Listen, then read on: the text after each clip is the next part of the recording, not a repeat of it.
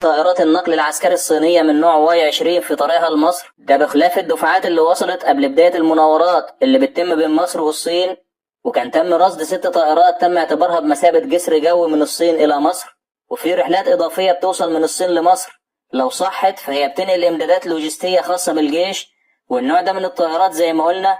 حمولته بتوصل ل66 طن. مش واضح لحد الآن طبيعة المعدات اللي بيتم نقلها من الصين لمصر، لكن الأمر المؤكد إن مصر عندها كتير من النواقص والمحظورات اللي كانت مفروضة عليها وقت ما كانت بتعتمد على التسليح من مصادر غربية فقط، وخصوصا من الولايات المتحدة. الأوروبيين يمكن ما عندهمش محظورات، ولكن بيتم الضغط عليهم من جانب الولايات المتحدة اللي بتضغط للحفاظ على توازن لا يراعي أي توازن في الواقع ما بين مصر وإسرائيل، بل هو محاولة لفرض واقع تكون فيه الأفضلية والتفوق المطلق لصالح إسرائيل. يعني في الدفاع الجوي فضلنا لحد سنة 2013 بدون دفاع جوي بعيد المدى، وكان مفروض علينا أننا نكتفي بالدفاع الجوي القصير والمتوسط المدى، وده عشان يقدر الطيران يشتغل بحرية بدون قلق من الدفاع الجوي، خصوصا بعد ما اشتغلوا على إطالة مدى المقذوفات المطلقة جوا، واللي أصبحت قادرة على إطلاق ذخائرها من مدايات بتوصل لأكثر من 1000 كيلومتر. حتى في القوات الجوية طائرات الF-16 اللي بتمثل العماد الأساسي للقوات الجوية حظروا تجهيزها بأهم نوعين من الصواريخ في الاشتباك الجوي. الأول هو الصاروخ إمرام خلف مدى الرؤية، والتاني هي صواريخ سايد ويندر إكس، عشان تكون الطائرات المصرية معرضة للإسقاط كأنها أهداف تدريبية في أي مواجهة مهما كانت مهارة الطيار. مؤخرا الوضع ده تم إنهائه بحصول مصر على صواريخ بديلة وأفضل كمان من الإمرام والسايد ويندر إكس، وإن شاء الله هيتم تصنيع أنواع متقدمة من الصواريخ محليا، لأن احتياجات مصر من الأنواع دي من الصواريخ وتطويرها بيفرض عليها أنها تحصل على نقل التكنولوجيا. حتى القوات البرية فرضوا معادلة مشابهة، يعني دبابات الإبرامز اللي بيتم تصنيعها في مصر مجهزة بالمدفع الألماني الأصل من نوع L-44، رفضوا تطويرها بالمدفع L-55 اللي بيشتغل على النسخ الجديدة من الإبرامز واللي بيشتغل على المركبة 4، وده مداه أبعد ودقته أعلى عشان تفضل المركبة ليها اليد الطولة في المواجهات البرية. ده ممكن تعويضه من خلال الصواريخ المضادة للدروع، ولكن حتى في الصواريخ المضادة للدروع فرضوا على مصر برضه تقييد ومنعوا حصول مصر على الصواريخ اللي بتتميز بالهجوم السقفي زي الجافلين وتاو 2B، تم منعها عن مصر. لكن مصر استعاضت عن الأنواع دي من الصواريخ بأنواع أفضل منها من الصواريخ زي أكيرون MB وصواريخ ريبولت الكورية، ومؤخرا إن شاء الله صفقة تايبرز الكورية، وفيها برضه نفس الميزة، بخلاف إن ممكن إضافتها في حاويات جانبية للدبابات والمدرعات عشان تكون قادرة على إصابة الدبابات من على بعد 8 كيلومتر، بخلاف إن مصر حصلت من الصين على صواريخ مضادة للدروع برضه فيها ميزة الإصابة من أعلى، لكن لحد الآن لسه بينقص كتير لأن المحظورات على امتداد أكتر من 30 سنة. مش معقول إن 10 سنين هيتم معالجتها كلها. التعاون مع الصين هدفه الأساسي هو سد الفجوات التكنولوجية الكبيرة واللي تم صنعها على مدار سنوات المعونة. الصين عندها ميزة يمكن مش موجودة عند كتير من الدول، وهي الحفاظ على السرية في التعاون، وإن ما يتمش الإعلان غير عن المتفق عليه بس من أوجه التعاون اللي بيمثل قمة جبل الجليد،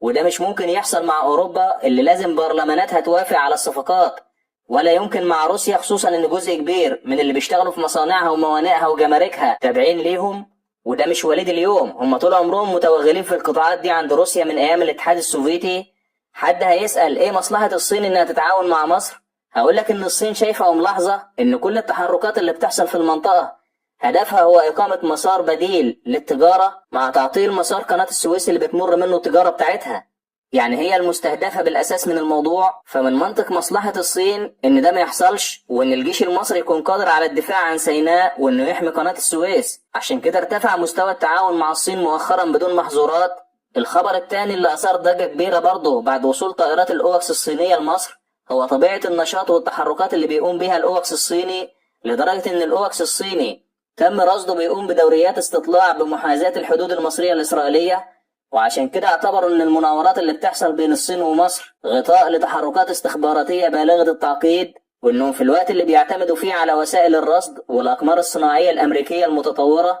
مصر برضه بتتحرك في الاتجاه المعاكس للحصول على تقنيات وقدرات مراقبة ورصد واستطلاع متقدمة. وخد بالك إن الصين حاليا أصبحت بتمتلك تقدم هائل في الأقمار الصناعية. الغرب نفسه كان أوقف مشاريع أقمار التصوير فائق السرعة، لكن الصين استمرت في الأبحاث وأطلقت سلسلة من أقمار جيلين 1 القادرة على رصد وتتبع الطائرات أثناء تحليقها، وسبق ونشرنا لحضراتكم فيديو عن رصد وتتبع القمر الصناعي جيلين 1 للطائرة رابتور الأمريكية بخلاف قدرته ودقته العالية في الرصد والتصوير عالي الدقة. لكن الأقمار الصناعية مش بترصد كل شيء ومش بتوفر كل شيء. في معلومات مثلا عن البيئة الكهرومغناطيسية مش ممكن يتم جمع المعلومات عنها بدون ما يكون في طائرات استطلاع كهرومغناطيسي وراداري متقدمة ومحطات استطلاع متقدمة.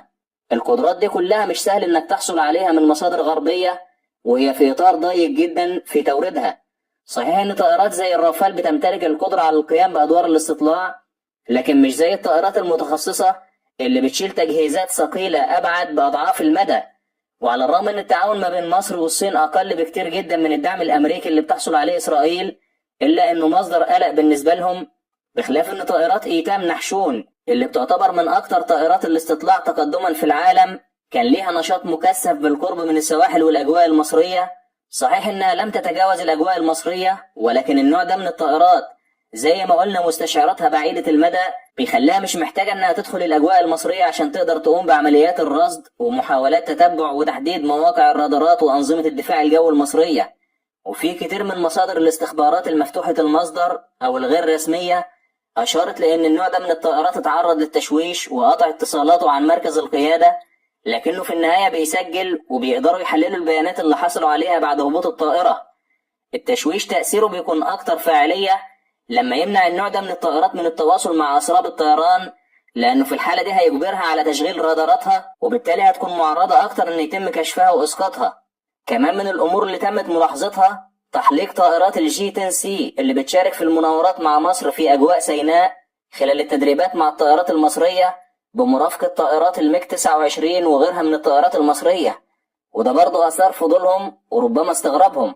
بعض المواقع الإسرائيلية أشارت لأن رصد نشاط الأوكس الصيني والجي 10 سي في سيناء كان سبب في أنهم يفعلوا بروتوكولات دفاعية وينفذوا مناورات مضادة في تصرف اعتبروه أنه تصرف خاطئ منهم وتسبب في كشف خططهم، حتى وإن كانت دي محاولات للخداع، لأن كل الخطط دي بيكون لها أكتر من سيناريو، إلا أن في معلومات هم ما كانوش عايزين يكشفوها بسبب عمليات الاستطلاع اللي بتتم على هامش المناورات اللي بتحصل بين مصر والصين تم كشفها. ومن قبل المناورات احنا تابعنا مع حضراتكم نشاط طائرات الاستطلاع الأمريكية ترايتون ونشاط طائرات النحشون إيتام وغيرها من الطائرات اللي بتحلق بالقرب من الأجواء المصرية. الخبر الأخير معانا النهاردة وهو مرتبط بالتعاون ما بين مصر وتركيا في تصنيع مشترك لنوع من الطائرات بدون طيار اسمه باها، ودي مسيرات غير مسلحة مهمتها الأساسية هي الاستطلاع على النطاق المتوسط، يعني بتعتبر مرحلة وسيطة ما بين الدرونات FPV والدرونات الاستطلاعية الكبيرة اللي بتصنعها مصر. والأنواع دي من الدرونات بتكون لها أدوار مهمة على مستوى الكتائب والألوية